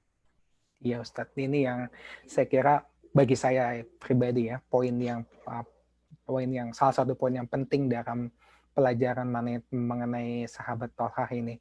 Bagaimana kepekaan sosial beliau yang tinggi dan juga sahabat-sahabat yang lain tentu saja. Sahabat-sahabat Rasulullah yang lain. Bagaimana kepekaan sosial beliau yang tinggi membuat beliau bisa memberi tanpa perlu diminta gitu ya. Ustadz, ini ada pertanyaan dari Mbak Ike Basri dari Kanada. Bagaimana keterlibatan Thalhah di perang Jamal dengan Zubair bin Awam dan Ummul Mukminin Aisyah radhiyallahu anha? Bismillahirrahmanirrahim. Alhamdulillah, salatu wassalamu ala Rasulillah. Hadirin hadirat para penduduk surga Allah Subhanahu wa taala, memang kalau kita cerita tentang perang Jamal ini cukup menarik ya. Dan ada sebagian sahabat yang berada dalam barisan Ali bin Abi Thalib ya. Tapi sahabat Thalhah bin Ubaidillah ini adalah sahabat yang sangat-sangat menghormati Ahlul Bait ya. Sangat-sangat menghormati istri-istri Nabi SAW, sehingga ya beliau memilih untuk berada dalam pihaknya Aisyah radhiyallahu anha. Ya. Dan kita lihat banyak juga sahabat-sahabat mulia yang berada dalam barisannya Aisyah radhiyallahu anha. Ya. Nah, ini juga menarik kalau kapan-kapan kita ini kan ya, dan seperti yang saya sampaikan, saya sempat tunjukkan bukunya ketika kita membahas tentang Ali bin Abi Thalib, tentang Al-Awasim Minal Qawasim ya. Bagaimana mohon maaf sampai istri Nabi yang bernama Aisyah turun langsung. Ya, ini kan kita mengenal bagaimana tradisi orang Arab, bagaimana kemudian ininya. Kalau ketika wanita keluar rumah saja itu kan bagaimana ya. Ini sampai kemudian memimpin sebuah katakanlah pasukan. Nah, ini tentu ada sebab-sebab khusus, dan waktu itu sudah sempat saya ceritakan bagaimana sekelompok sekelompok sahabat itu merasa bahwa Ali bin Abi Thalib perlu menuntaskan kasus siapakah yang membunuh Utsman bin Affan. Yeah. Karena ini sudah keterlaluan. Menurut sebagian sahabat itu demikian. Ya. Seorang sahabat yang mulia, seorang sahabat yang mewakafkan sumur di kota Madinah, justru malah sumur ataupun aliran air itu dihentikan. Ya, ini. Nah, tapi Ali bin Abi Thalib kan berijtihad bahwa ini kalau kita terus-menerus dalam konflik seperti ini, kapan majunya? Maka kemudian Ali bin Abi Thalib go ahead ya, beliau melanjutkan ke pemerintahan. Dan ya, ini yang kemudian saya katakan terjadi salah faham. Sebagian merasa bahwa Ali bin Abi Thalib tidak peduli dengan case atau peristiwa terbunuhnya Utsman. Ya, sebagian setuju dengan sikap Ali bahwa ini kalau kita terus-terusan begini kan bisa dibayangkan ya, ekonomi dan lain sebagainya. Nah, itu yang kemudian saya katakan berada dalam dua kelompok tadi. Dan Thalhah bin Ubaidillah ya, karena beliau tadi dekat sekali dengan Utsman bin Affan, kemudian juga beliau menghormati Ahlul Bait, beliau lebih memihak dan berada pada kelompok Aisyah radhiyallahu anha. Saya kira demikian. Allah. Iya. Terima kasih Ustaz. Ini masih menyambung pertanyaan dari Mbak Ika tadi. Ini ada pertanyaan dari Pak Tony dan Mbak Wawung. Assalamualaikum Mbak Ustadz. Thalhah bin Ubaidillah itu meninggal pada saat perang Jamal. Nah, bagaimana hukumnya bagi orang yang membunuh Thalhah yang sudah dijamin masuk surga? Bismillahirrahmanirrahim. Alhamdulillah, salatu wassalamu ala Rasulullah. Ini memang menarik sekali ya. Kalau kita lihat memang peristiwa perang Jamal ini tidak diharapkan ya, dan saya mengatakan berkali-kali ketika kajian Ali bin Abi Thalib, kita bukan berada pada posisi untuk menentukan kelompok mana yang benar ya. Dan saya memberikan analogi, mohon maaf, misalkan ibu bapak kita ribut ya, kita kemudian dibilang kamu mau pilih ayah atau ibu, itu pasti seorang anak akan nangis. Karena kenapa? Dia sih berharapnya nggak ribut kan begitu ya. Nah, jadi kita, tapi karena sudah kejadian, yang ada adalah kita mendapatkan pelajaran. Nah, ini menarik sekali pertanyaan dari Pak Tony di Bellevue ya, tentang hukum orang yang membunuh Thalhah bin Ubaidillah, seorang sahabat yang dikatakan ahli Badar, sahabat yang dijamin masuk surga. Di sini Bapak Ibu yang Allah Subhanahu wa taala rahmati, wallahu alam, saya melihatnya bahwa perang tersebut adalah perang karena kesalahpahaman. Ya, sehingga ya ketika apa yang berlaku ya, tentunya dalam perang itu ada yang selain Thalhah, ada yang saat itu juga terbunuh dan lain sebagainya. Karena kesalahpahaman ini, maka hukumnya adalah mereka hukum yang membunuh tanpa sengaja. Ya. Berbeda dengan hadis yang mengatakan sibabul muslimi fusukun wa qitaluhu kufrun.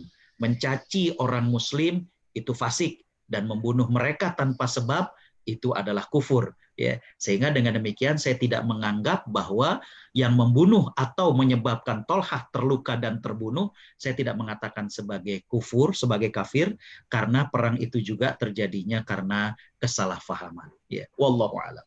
Ya. Jazakallahu khair Ustaz.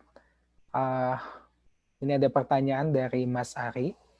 Sahabat Thalhah bin Ubaidillah yang kita sedang diskusikan ini, apakah sama dengan Abu Tolhah yang merupakan suami dari Ummu Sulaim. Baik. Bismillahirrahmanirrahim. Alhamdulillah salatu wassalamu ala Rasulillah. Sahabat Tolhah bin Ubaidillah dengan Abu Tolhah ini berbeda. Ya.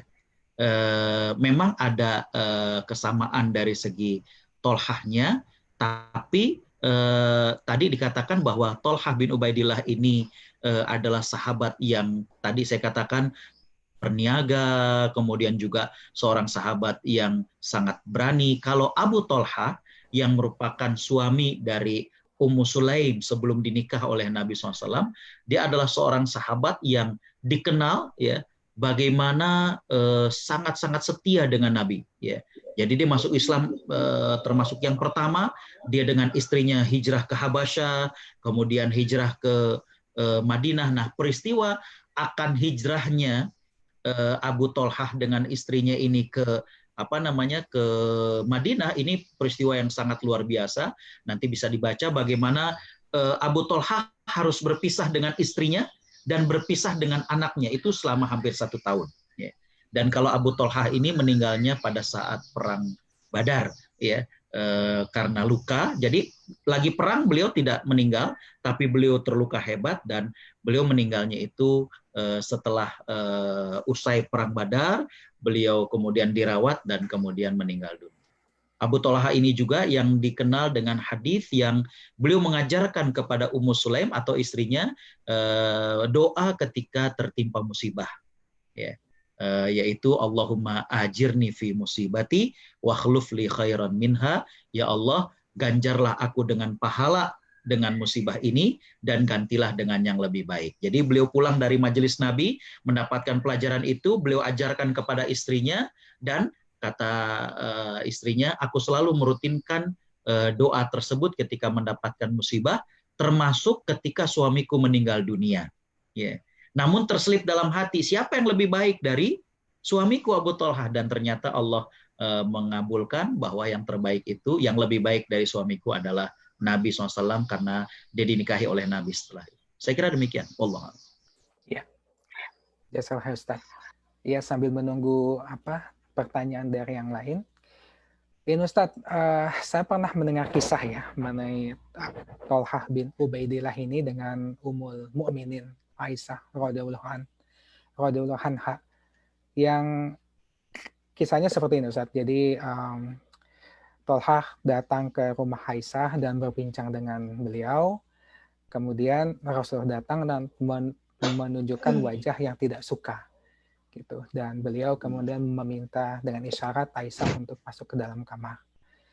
Dan Tolhah kemudian malu dan undur diri. Itulah yang kemudian menjadi asbabun nuzul dari surat Al-Ahzab ayat 53.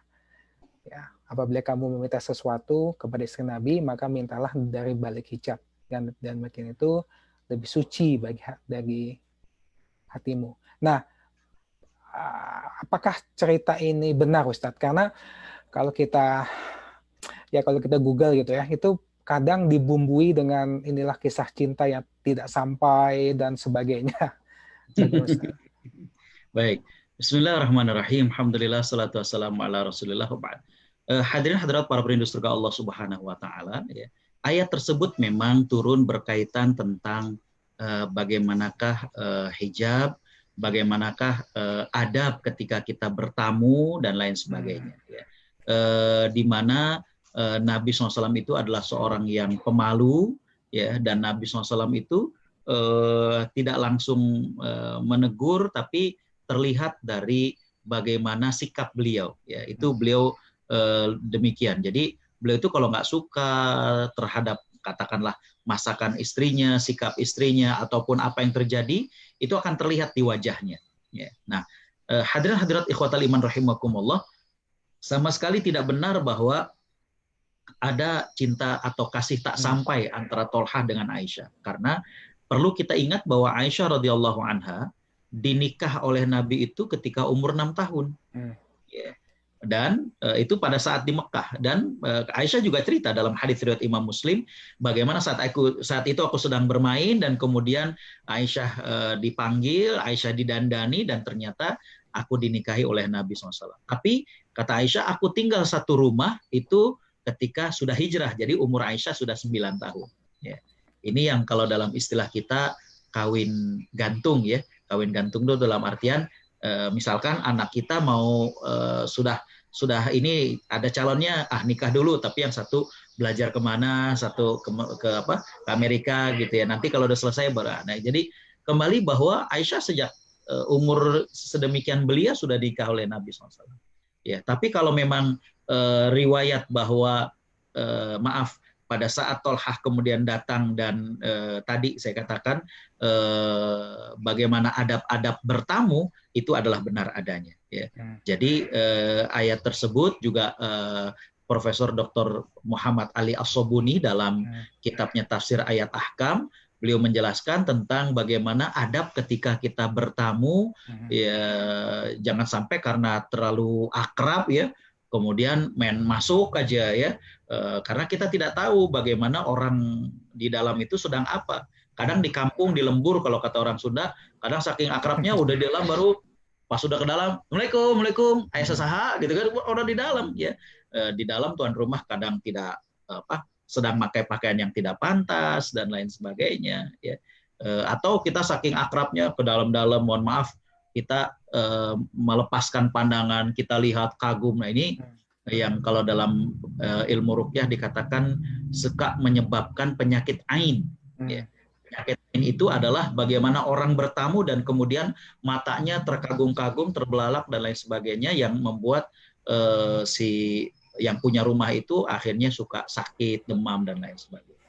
Jadi ayat itu lebih kepada bagaimana adab ketika bertamu di rumah orang ya, bagaimana walaupun kita misalnya akrab dengan istrinya Mas Budi atau segala macam, tapi ya ketika bertamu ya tetap dijaga sopan santun, jangan sampai kemudian karena udah akrab gitu teh wow gitu ya, kita ini tetap ada adab-adabnya.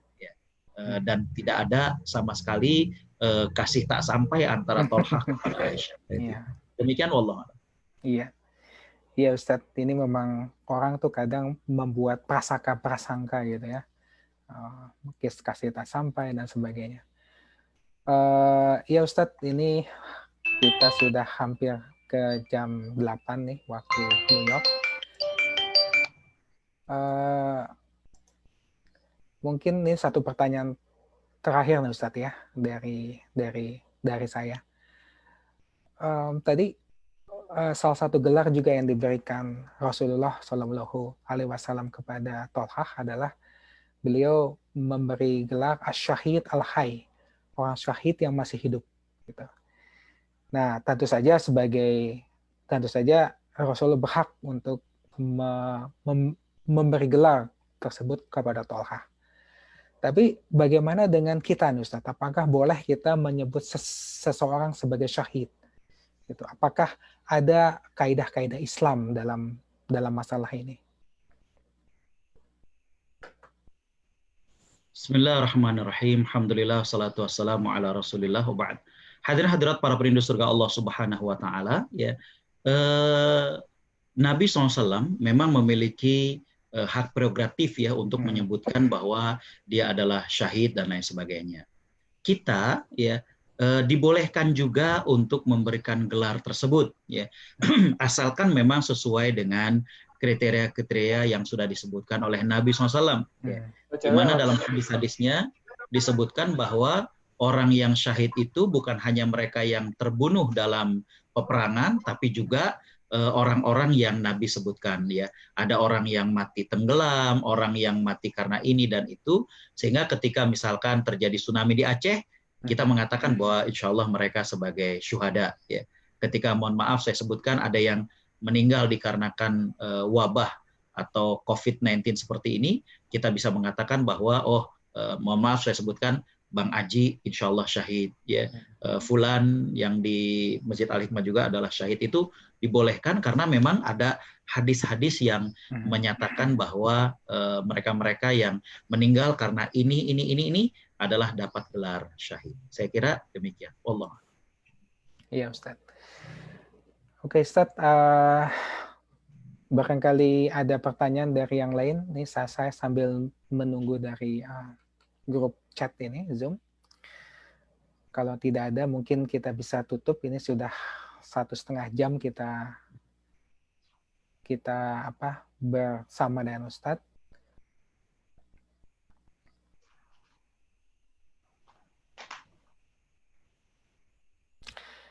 Iya, Ustadz, mungkin kita sudahi ya, Ustadz ya, sampai di sini.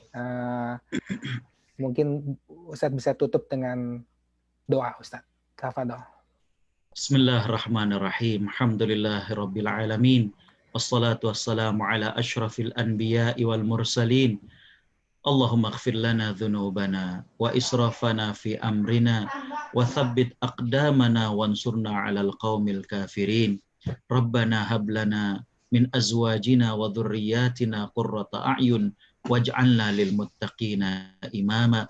Allahumma asrif 'anna al-waba wal bala wal ghala wal zalazil wal mihan wa su'il fitan ma dhahara minha wa ma batan. Rabbana atina fid dunya hasanah wa fil akhirati hasanah wa qina adzaban nar. Allahumma a'izzal islam wal muslimin wa a'li bi fadlika kalimatal haqqi wad din. Allahumma ansur man nasara ad-din wa khudhul man khadhala ad-din. Rabbana taqabbal minna innaka antas samiul alim wa tub alaina innaka antat tawwabur rahim. Wa bifadli subhanaka rabbina rabbil izzati amma yasifun wa salamun alal mursalin walhamdulillahi rabbil alamin. Jazakallah khair Ustadz, jazakumullah khairan katsira kepada rekan-rekan yang sudah bergabung bersama IMSA dalam acara ini. Insya Allah kita bertemu lagi dalam kelas Sahabat Rasulullah bersama dengan Ustadz Dr. Agus Setiawan, LCMA. Lebih kurangnya saya mohon maaf. Kita tutup dengan membaca doa kafaratul majelis. Subhanallahu wa bihamdika. Asyhadu an la ilaha illa anta astaghfiruka wa atubu ilaik. Billahi taufiq wal hidayah. Wassalamualaikum warahmatullahi wabarakatuh. Salam. Pamit semuanya. Mas Budi, Mas Yusuf, Pak Tony dan lain-lain, Pak Jaja. Waalaikumsalam. Salam.